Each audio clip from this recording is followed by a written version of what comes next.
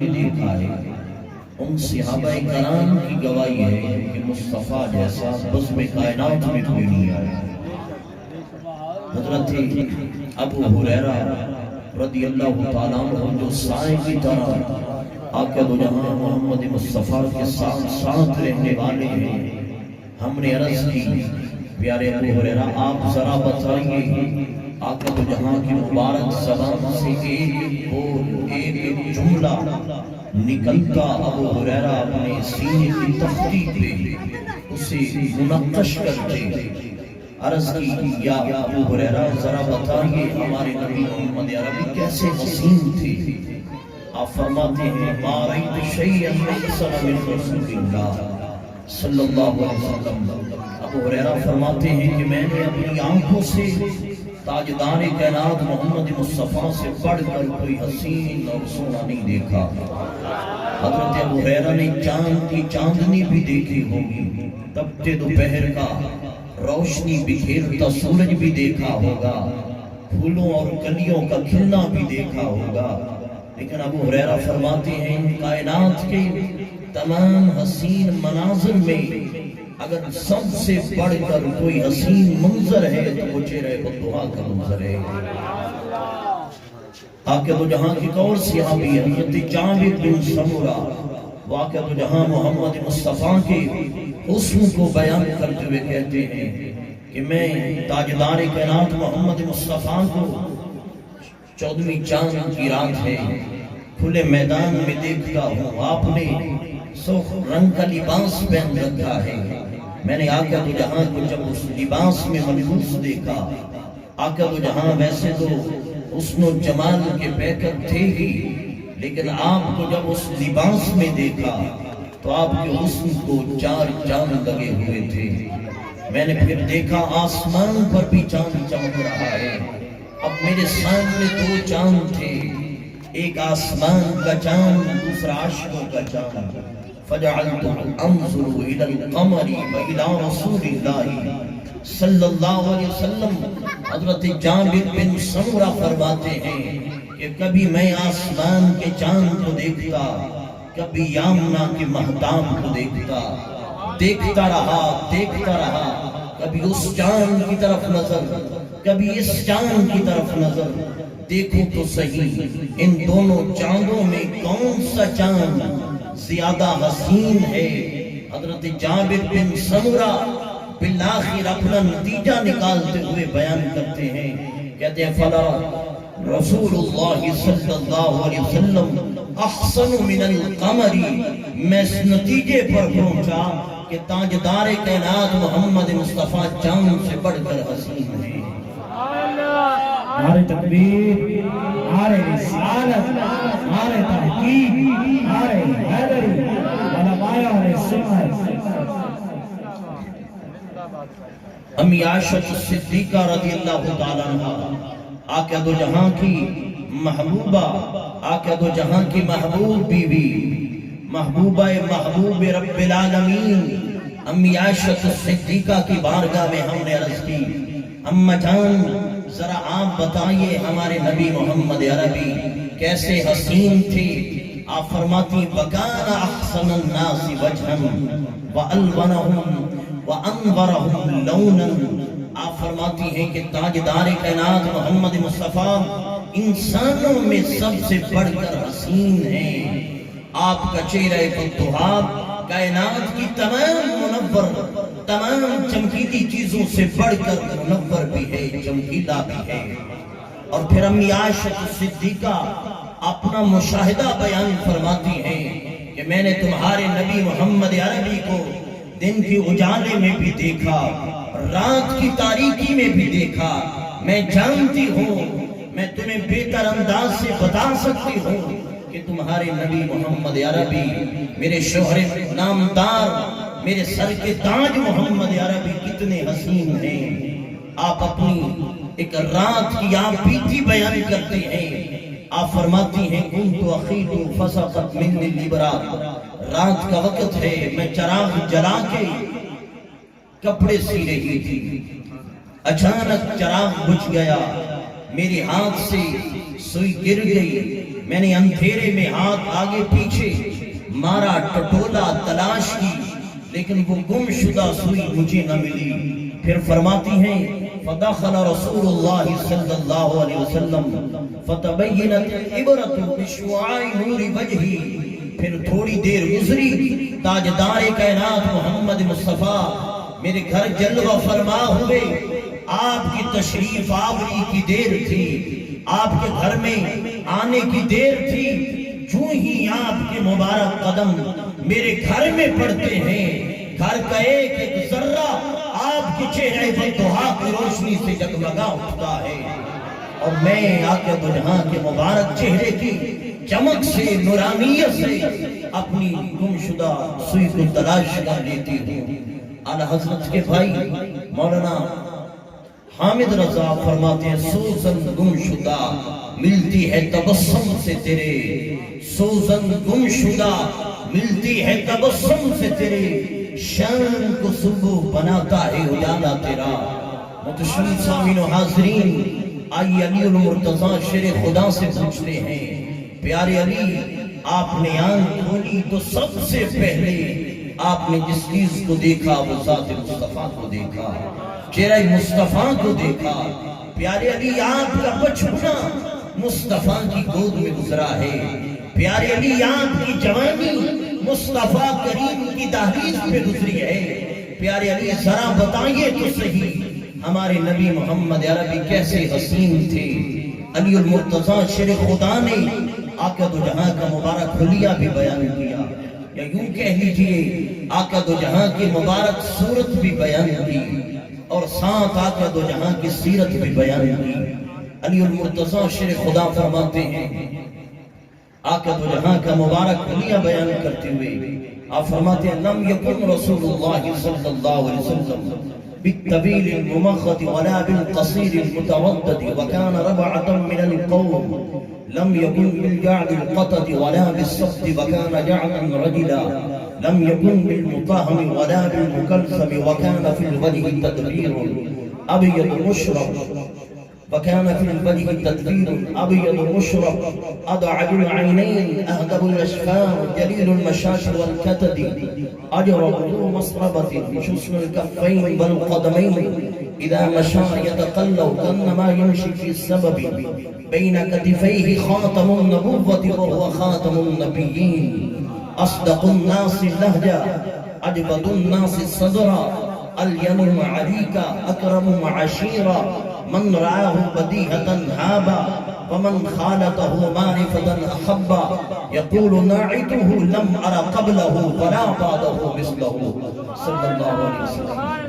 سبحان اللہ، نعرہ تکبیر، نعرہ رسالت، نعرہ تحقیق، نعرہ حیدری، نعرہ وسیلہ، سرکار کی آمد اور ابایا علیہ السلام۔ یہ تو حضرت علی المرتضیٰ شیر خدا کی مبارک زبان سے مصطفیٰ کریم کا حلیہ سنا، اس کی وضاحت، تفسیر، تشریح بعد میں عرض کرتا ہوں۔ علی المرتضیٰ شیر خدا کے لال امام حسن کی مبارک زبان سے بھی ان کی مبارک نانا جان کا حلیہ سنیے۔ روایت میں عن الحسن بن علی رضی اللہ تعالی عنہما قال سألت خالي هند بن أبي هالة وكان وصافا عن حلية رسول الله صلى الله عليه وسلم وأنا أشتهي أن يصف لي منها شيئا أتعلق به، فقال كان رسول الله صلى الله عليه وسلم فخما مفخما يتلألأ وجه التلألؤ القمر ليلة البدر أطول من المربوع أقصر من المكذب عظيم الهامة رجل الشعر إن انفرقت عقيقته فرقا وإلا فلا يجاوز شعره شحمة أذنيه إذا غفره أظهر اللون قاسي الجبين أزج الحواجب سبابغ من غير قرن بينهما عرق يضره الغضب أقنى العرنين له نور يعلوه يحسبه من لم يتعمله أشم كف اللحية سهل الخدين دلي الفم مفلج الأسنان دقيق المصربة كأن عنقه جيد دمية في صفاء الخدة معتدل الخلق بادد متماسك سوى البطن والصدر عريض الصدر الصدر بعيد ما بين المنكبين رخم الكرادس موصول ما بين اللبة والسرة بشعر يجري كالخط عاري الصدرين والبطن أشعر الذراعين والمنكبين عالي الصدر طويل الزندين رجب الراحة شسن الكفين والقدمين خمسان الأخمسان مسيح القدمين ينبو عنهم الماء إذا سال قلم يخطو تكفيا ويمشي هونا ذري المشية إذا مشى يتقلب كأنما يمشي في سبب خافض الطرف نظره إلى الأرض أكثر من نظره إلى السماء. اور آگے کیا فرمایا؟ یبدو من لقی بالسلام رواہ الترمذی. متشمسہ من حضرین، یہ دو مبارک آپ نے حدیث سنی. حضرت علی المرتضی شیر خدا نے اپنے نبی محمد عربی صلی اللہ علیہ وسلم کا مبارک حلیہ بیان کیا، اور ادھر ان کے بیٹے امام حسن نے اپنے نانا جان محمد مصطفیٰ کا مبارک حلیہ بیان کیا. اب اس کا مختصراً اس کا خلاصہ سنیے. آقا دو جہاں کا مبارک چہرے بدوہا کیسا تھا؟ فرمایا وَكَانَ فِي الْوَجْهِ تَدْبِيرٌ، آپ کا مبارک چہرہ گول تھا، چمکتا کیسے تھا؟ فرمایا يَتَلَأْلَوْ وَجْهُ تَلَأْلُوَ الْقَمَرِ لَيْلَةَ الْبَدْرِ، یوں چمکتا تھا جیسے اندھیری رات میں چودھویں کا چاند چمکتا ہے. چہرے کی رنگت کیسی تھی؟ فرمایا ابیض مشرق، آپ کی رنگت سفید سرخی مائل تھی. آپ کے چہرے کی رنگت کی یہ شان ہے کہ آپ کے چہرے کی چمک کو جو کالے دل والا کافر ایک بار دیکھتا ہے اس کے دل کی سیاہی دھل جاتی ہے، جس سے تاریک دل جگمگانے لگے. اس چمکنے والی رنگت پہ لاکھوں سلام. میرے محبوب کی مبارک زلفیں کیسی تھی؟ فرمایا لم یکن بالجعد القطط ولا بالصمت وکان جعدا رجلا. آپ کی مبارک زلفیں پیچھے سے سیدھی اور آگے سے کنڈل نما اور گھنگریالی. یہ مبارک زلفوں کا ظاہری حسن ہے اور باطنی حسن. ہم سیاہ کاروں پہ یا رب تب محشر میں سایہ فدم ہوں تیرے پیارے کے پیارے گیسو. بینی خوشبو سے مہک جاتی ہیں گلیاں واللہ، کیسے پھولوں میں بسائے ہیں تمہارے گیسو. ہمارے نبی محمد عربی کی مبارک پیشانی کیسی تھی؟ فرمایا واسیع جبین، مبارک پیشانی کشادہ یوں چمکتی تھی جیسے اندھیری رات میں چراغ جگمگاتا ہے.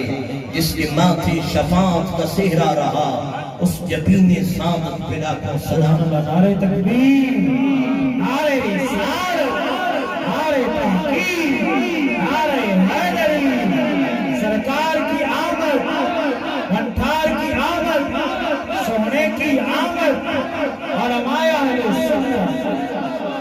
آقا تو جہاں محمد مصطفیٰ کی مبارک آنکھ کیسی تھی؟ اضعج العینین اشکل العینین. لیکن آپ کی مبارک آنکھ کا باطنی حسن یہ ہے جیسے نظر مصطفیٰ سامنے دیکھتی ہے ایسے ہی نگاہ مصطفیٰ پیچھے بھی دیکھتی ہے. جیسے زمانہ حال مصطفیٰ کریم کی مبارک نظروں کے سامنے ہے، یوں ہی زمانہ مستقبل بھی محبوب کریم کی نگاہوں کے سامنے ہے. کچھ لوگ میرے نبی کے علم کو تولتے ہیں کہ مصطفیٰ کو دیوار کے پیچھے کا علم نہیں، مصطفیٰ کو کل کی خبر نہیں. آقا دو جہاں محمد مصطفیٰ نے ایک بار نماز سے فراغت پائی، اپنے صحابہ کرام کی طرف متوجہ ہو کے فرمانے لگے هل ترون قبلتی ہا ہونا. میرے صحابہ، میں حالت نماز میں اپنا منہ قبلہ کی طرف کر کے کھڑا ہوتا ہوں، تم سمجھتے ہو کہ مجھے کچھ خبر نہیں کہ میرے باپ پیچھے کیا ہے. آقا نے فرمایا واللہ لا یخفی علی رکوعکم وخشوعکم. آقا نے قسم اٹھا کے فرمایا میرے صحابہ، میں محمد پہ تمہارے رکوع بھی پوشیدہ نہیں ہے، میرا رخ قبلہ کی طرف ہوتا ہے. میں دیکھتا ہوں کس کا رکوع صحیح ہے، کس کے رکوع میں کوئی کمی ہے. رکوع کا تعلق ظاہر سے ہے، سجدے کا تعلق ظاہر سے ہے. آقا نے قسم اٹھا کے فرمایا میرے صحابہ، میں محمد تمہارے خشوع سے بھی باخبر ہو. علماء کرام تشریف فرما ہے، پوچھئے خشوع کیا ہے؟ یہ آپ کے دل کی عاجزی کا نام ہے. گویا آقا نے قسم اٹھا کے فرمایا میری پیٹھ کے پیچھے کھڑے صحابہ جیسے میں محمد آگے دیکھتا ہوں ویسے ہی پیچھے دیکھتا ہوں، تم پیچھے کھڑے ہو تمہیں دیکھ رہا ہو، تم رہے، فرمایا تمہارے سینوں میں پوشیدہ دل، تمہارے دلوں میں پوشیدہ خیالوں کو بھی میں محمد دیکھتا ہوں۔ نعرہ تکبیر، نعرہ رسالت، نعرہ تحقیق، نعرہ حیدری، سرکار کی آمد، مطہر کی آمد، سونے کی آمد، علماء اہل سنت، علماء اہل سنت۔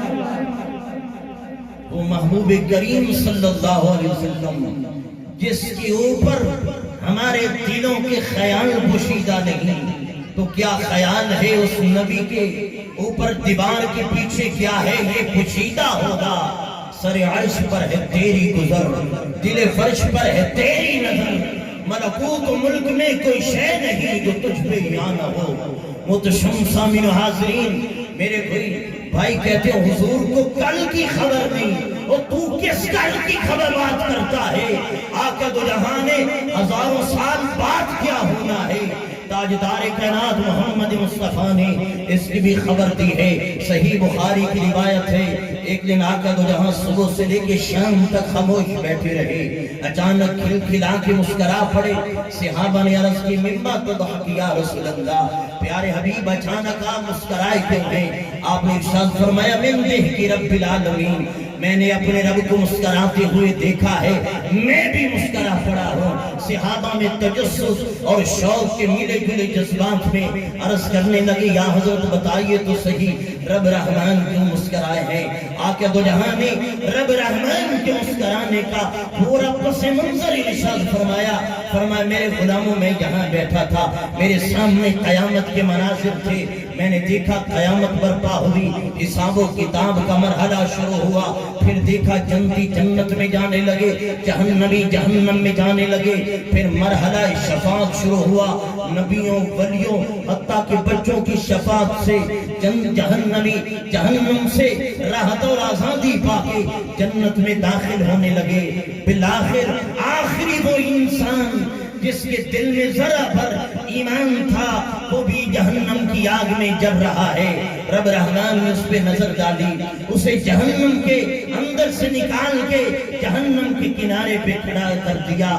اب وہ میدان محشر میں چل رہا ہے، سورج 1.25 میل پہ کھڑا آگ برسا رہا ہے، اب اس انسان کا پورا جسم کٹا ہوا ہے، جلا ہوا ہے، سڑا ہوا ہے، کبھی چلتا ہے کبھی لڑکھڑا کے گر پڑتا ہے، پھر اٹھتا ہے پھر چلتا ہے۔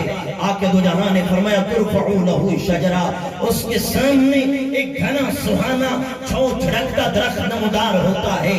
جب یہ سڑے بدن والا صدیوں جہنم میں گزارنے والا اس گھنے سہانے درخت کو دیکھتا ہے، للچائی ہوئی نظروں سے اس درخت کو دیکھ کے ہاتھ اٹھا کے کہتا ہے یا ربی ادنونی من ہادی الشجرۃ فلیستظل بظلھا واشرب من مائھا، اے کریم رب مہربانی فرمانے والے اللہ، کتنی صدیاں میں جہنم میں جلتا رہا، میرے اللہ تو نے مہربانی فرمائی جہنم سے آزادی دی، اب ایک اور مہربانی فرما دے، اس گھنے درخت کے نیچے پہنچا دے تاکہ اس کا سایہ حاصل کروں، اپنے بدن کو راحت پہنچاؤں۔ اس کے نیچے بہنے والا ٹھنڈا میٹھا چشمہ اس کا پانی پی کے اپنی برسوں کی پیاس بجھاؤں۔ آقا نے فرمایا میں نے دیکھا اس درخت کے نیچے پہنچ گیا، جب اس نے کچھ وقت گزارا ثم ترفعو لہو شجرہ ہی احسن من الاولی، کچھ فاصلے پہ ایک اور درخت ظاہر ہوتا ہے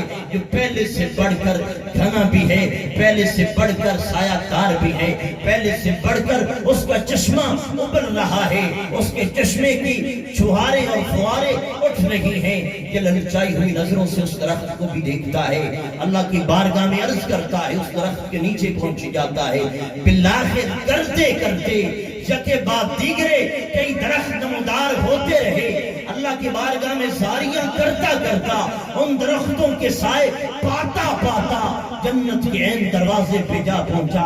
فلما سمع اصوات اہل الجنہ، جب جنت کے دروازے پہ پہنچا جنتیوں کی آوازیں اس کے کانوں میں پہنچنے لگی، رس کھولنے لگی. اب للچائی ہوئی نظروں سے جنت کے دروازے کو تکنے لگا، عرض کرنے لگا مولا جنت میں جانا میرے نصیب میں نہیں، مولا ایک اور مہربانی کر دے. مولا تو نے کتنی مہربانیاں کی، ایک اور کرم نوازی سے ہی جنت میں ایک قدم رکھ کر جنت کا نظارہ کرنے کی اجازت دے دے. رب نے اجازت دے دی، جنت میں قدم رکھا. سامنے جنت کے لہلہاتے باغات، سامنے حور و غلمان، سامنے کوثر و سلسبیل کے چشمے رواں. اور رب رحمان نے اسی دوران اپنے اس بندے کو فرمایا ایردیک ان اعطیک الدنیا ومثلھا، میرے بندے کیا تو اس بات پہ راضی نہیں کہ میں دنیا سے بھی بڑی جنت تجھے عطا کروں. اب سوچئے وہ بندہ جو مدتیں جہنم میں جلتا رہا ہو، منتیں کر کر کے مختلف درختوں کے سائے پاتا رہا ہو، جب اس کے سامنے اتنی بڑی بشارت، اتنا بڑا انعام، اتنی بڑی پیشکش کہ تجھے دنیا سے بڑی جنت دی جا رہی ہے، وہ دل میں ایک بار ضرور سوچے گا کہ مجھ سے مذاق کیا جا رہا ہے. اس بندے نے بھی یہی سوچا کہ مجھ سے مذاق کیا جا رہا ہے. پھر سوچا مذاق کرنے والا کون ہے؟ کہنے لگا تستہزئ منی وانت رب العالمین، مولا تو رب کائنات ہو کے اس فقیر مسکین سے مذاق کرتا ہے. رب رحمان اس بندے کی بات سن کے مسکرا پڑے تو آقا دو جہاں نے رب رحمان کو مسکراتے ہوئے دیکھا تو آقا تو جہاں محمد مصطفیٰ صلی اللہ علیہ وسلم مسکرا پڑے. اب ایمان سے بتائیے کہ واقعہ کب ہونا ہے؟ یہ آج سے ہزاروں سال بعد قیامت کا وہ میدان، قیامت کا وہ دن جو 50,000 سال کا دن ہے، اس دن کے اخیر میں یہ واقعہ رونما ہونا ہے. آقا دو جہاں آج سے 14 صدیاں پہلے یہ منظر دیکھ گئے، اس بندے اور رب کا مکالمہ سن گئے. صرف دیکھ نہ گئے، صرف سن نہ گئے، اپنے غلاموں کو بھی بتا گئے میرے غلاموں تم کل کی بات کرتے ہو، تمہارا نبی رب کی عطا سے ہزاروں سال بعد کیا ہونا ہے اس کو بھی دیکھتا ہے. سبحان اللہ، نعرہ تکبیر، تمہیں اچھا کے نعرہ رسالت، نعرہ تحقیق، نعرہ حیدری، سرکار کی آمد، مندار کی آمد، سہرے کی آمد، علماء اہل سنت، علماء اہل سنت. آقا دو جہاں محمد مصطفیٰ صلی اللہ علیہ وسلم، آپ کی مبارک زبان کی کیا شان ہے. وہ زبان جس کو سب گن کی کنجی کہیں، وہ زبان جس کو سب گن کی کنجی کہیں، اس کی نافذ حکومت پہ لاکھوں سلام. وہ کہتے ہیں عشق نبی بنا پڑھتے ہیں جو بخاری، عشق نبی بنا پڑھتے ہیں جو بخاری، آتا ہے بخار ان کو نہیں آتی بخاری. یہ ساری صحیح بخاری کی روایتیں ہیں. وہ کہتے ہیں کہ اللہ کی یہ شان ہے، وہ ماننے پہ آ جائے تو کافر کی مان لے، ٹھکرانے پہ آ جائے تو نبی کی ٹھکرا دے. ہم نے تو جب بھی دیکھا ہے اللہ کے پیاروں کو اٹھتے ہوئے ہاتھ جو مانگتے ہیں وہ قبول اللہ پاک فرماتا ہے. یہ توحید نہیں ہے، یہ انبیاء علیہ السلام کی توہین ہے. توحید کی آڑ میں انبیاء علیہ السلام کی توہین کی جاتی ہے. متشم سامعین و حاضرین، ہم نے تو دیکھا ہے جب بھی آقا تو جہاں کے مبارک ہاتھ اٹھے ہیں، جو آپ نے مانگا ہے وہ تیرے قضا بن کے جو آقا رب رحمان سے مانگتے ہیں سامنے وہ اترتا ہوا، اس کی خیرات آقا کی مبارک گود میں اترتی ہوئی نظر آتی ہے. صحیح بخاری کی روایت ہے، آقا دو جہاں محمد مصطفیٰ صلی اللہ علیہ وسلم خطبہ جمعہ ارشاد فرمانے کے لیے آپ منبر پہ جلوہ فرما ہیں. ایک دیہاتی کھڑے ہوتے ہیں، ہاتھ جوڑ کے عرض کرتے ہیں ادعو اللہ حلق المال وجع الیان، یا رسول اللہ مدت ہوئی بارش نہیں برسی، ہمارے کھیت کھلیان خشک ہو گئے، ہماری فصلوں میں خشکی کا دورہ ہے، ہمارے جانوروں کے لیے چارہ نہیں، ہمارے بال بچوں کے لیے اناج نہیں. آقا دعا فرماؤ رب رحمان بارش عطا فرمائے. ہماری یہ خشک سالی خوشحالی میں بدل جائے۔ آقا دو جہاں کے مبارک ہاتھ اٹھے، آپ فرمانے لگے اللہم اسق غیثا مغیثا، ادھر پھول جھڑنے لگے، ادھر سے رحمتوں کی گھٹائیں چھا گئی۔ اب صحابہ کرام کا مشاہدہ سنیے، صحابہ کرام کہتے ہیں والذی نفسی بیدہ ما نرا فی السماء قزتا، ادھر مصطفیٰ کریم کے گورے گورے ہاتھ اٹھ رہے تھے، ادھر ہماری نگاہیں آسمان کی طرف اٹھی، ہم نے پورے آسمان کو دیکھا، آسمان کا ایک ایک گوشہ ایک ایک کنارہ دیکھا، بڑے آسمان پہ ہمیں چپے کے برابر بھی بادل کا نام نشان نظر نہیں آتا۔ آقا دو جہاں بارش کی صدائیں لگانے لگے، فما وضعہما حتی صار الصحاب امثال الجبال۔ آقا ادھر بارش کی الفاظ زبان سے درانے لگے، ہم نے دیکھا آگے پیچھے دائیں بائیں کالے کالے بادل، کالی گھٹائیں چھا گئی، ٹپ ٹپ بارش برسنے لگی۔ لم ينزل عن المنبر حتى رأيت المطر يتحاضر لحيتي۔ آقا دو جہاں صلی اللہ علیہ وسلم ابھی دعا ختم کر کے منبر سے نہیں اترے، اتنی بارش برسی۔ راوی کہتا ہے اتنی بارش برسی کہ آقا دو جہاں ابھی منبر سے نہیں اترے کہ آپ کی مبارک داڑھی بارش کے قطروں سے تر ہو گئی، اور وہ بارش کے قطرے مصطفیٰ کریم کی داڑھی پہ فدا ہو کے قربان ہو کے نیچے گرنے لگے۔ فمطرنا یومنا ومن الغد ومن بعد الغد حتی یوم الجمعۃ الاخری۔ راوی کہتا ہے حضرات صحابہ کرام اپنا مشاہدہ بیان کرتے ہیں، جمعے کے دن بارش برستی رہی، ہفتہ بارش برستی رہی، اتوار سوموار حتیٰ کہ اگلا جمعہ گیا، پورا ہفتہ بارش برستی رہی۔ این وہی وقت ہے پچھلے جمعے کی طرح اس بار بھی آقا دو جہاں اپنے منبر پہ جلوہ فرما ہے۔ پھر وہی دیہاتی یا اس کے علاوہ کوئی اور شخص کھڑا ہوا، کہنے لگا تہدم البناء وغرق اللیال، یا رسول اللہ پہلے بارش برستی نہیں تھی، اب کی بار اتنی بارش برسی کہ چار چفیرے پانی ہی پانی ہے، ہمارے مکان بارش کے اندر گرنے لگے، ہمارے مال مویشی ڈوب کر مرنے لگے۔ آقا دعا فرماؤ یہ بارش رک جائے۔ آقا دو جہاں نے جب اپنے غلام کی یہ فریاد سنی، وہیں کھڑے کھڑے آقا دو جہاں نے یوں اشارہ کیا، فرمایا اللہم حوالینا ولا علینا، اللہم علی اللکام والزراب وبطون الاودیت ومنابت الشجر۔ آقا نے اشارہ کر کے فرمایا مولا شہر مدینہ کے اوپر بارش نہ برسے، شہر مدینہ کے دائیں بائیں جنگلوں پہ، پہاڑوں پہ، وادیوں میں، صحراؤں میں، کہساروں میں بارش برستی رہے۔ حضرات صحابہ کرام اپنا مشاہدہ بیان کرتے ہوئے کہتے ہیں آقا دو جہاں کے مبارک ہاتھوں کے اٹھنے کی دیر تھی، شہر مدینہ کے اوپر سے بادل ہٹ گئے اور سورج کی کرنیں شہر مدینہ پہ پڑ کے شہر مدینہ کو یوں چمکا رہی تھی جس طرح بادشاہ کے سر کا سنہری تاج چمکتا ہے۔ نعرہ تکبیر، نعرہ رسالت، نعرہ تحقیق، نعرہ حیدری، سرکار کی آمد، گھنٹار کی آمد، سونے کی آمد، مکی کی آمد، علماء اہل سنت، علماء اہل سنت۔ شمس آمین و حضرت اب تھوڑا سا تصور کیجئے کہ شہر مدینہ کے دائیں بائیں کالے بادل، ٹپ ٹپ بارش برس رہی ہے، اور درمیان سے شہر مدینہ یوں چمک رہا ہے جس طرح بادشاہ کے سر کا سنہری تاج چمکتا ہے۔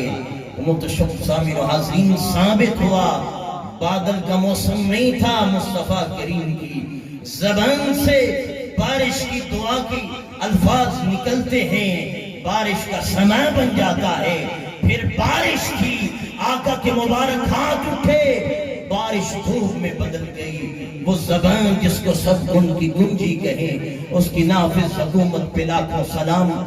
شمس آمین و حاضرین ابھی تو دو چار آقا دو جہاں کے حسن کی، ظاہری حسن اور باطنی حسن کی بات کی، لیکن وقت کا دامن قلیل ہے، زندگیاں ختم ہوئی، قلب ٹوٹ گئے۔ یا رسول اللہ تیری زندگی کا ایک باب بھی پورا نہ ہوا۔ بس آخری الفاظ کی طرف علی المرتضیٰ شیر خدا کی جو مبارک حدیث آپ کو سنائی اس کے اختتام پہ علی المرتضیٰ شیر خدا نے آقا دو جہاں کی سیرت کے اوپر روشنی ڈالتے ہوئے فرمایا اصدق الناس لہجہ، کائنات میں بڑے بڑے سچے آئیں گے پر مصطفیٰ کریم جیسا سچا بزم کائنات میں کوئی نہیں آیا۔ اجود الناس صدرا، کائنات